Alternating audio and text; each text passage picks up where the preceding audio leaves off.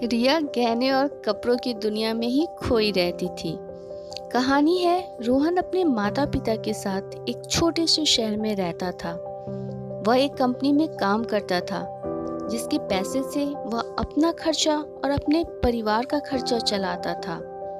कुछ वर्ष बाद रोहन की शादी हो गई। उसकी पत्नी का नाम रिया था। रिया एक बहुत ही लालची किस्म की औरत थी।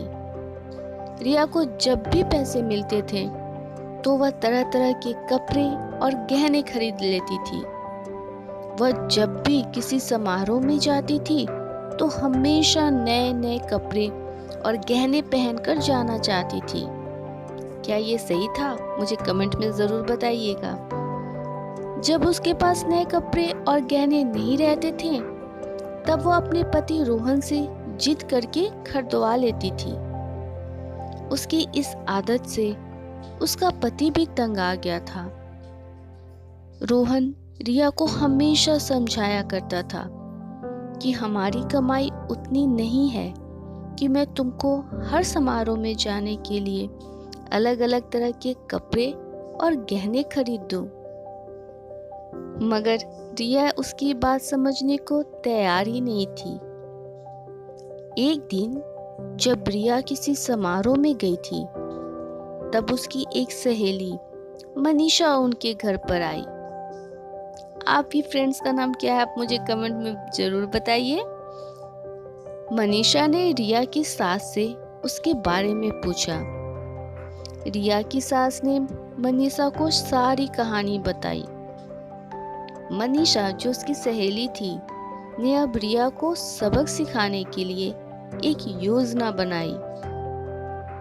वह रिया के घर से सारा राशन लेकर चली गई और राशन के डिब्बे में अपने गहने और नए कपड़े लाकर भर दिए। जब रिया समारोह से वापस आई तब वह किचन के डब्बों में गहने देखकर बहुत खुश हुई। शाम हुई। जब रिया खाना बनाने गई तब उसे राशन नहीं मिला। तब उसने अपनी सास से पूछा, सारा राशन कहाँ गया? तब उसकी सास ने जवाब दिया, मैंने सारा राशन और घर का सारा सामान बेचकर तुम्हारे लिए गहने और कपड़े खरीद लिए हैं। अब तुम बदल बदल कर हर दिन नया नया पहन सकती हो। रिया सोचने लगी। रिया बोली, मगर खाने के बिना मैं गहनों और कपड़ों का क्या करूंगी? तभी उसकी सहेली मनीषा आई और उसने रिया को सब सच बताया कि यह सब तुमको सबक सिखाने के लिए किया गया था। अब रिया को समझ में आ गया कि जीवन जीने के लिए सबसे ज्यादा जरूरी भोजन होता है, ना कि बदल बदल के गहने और कपड़े पहनना।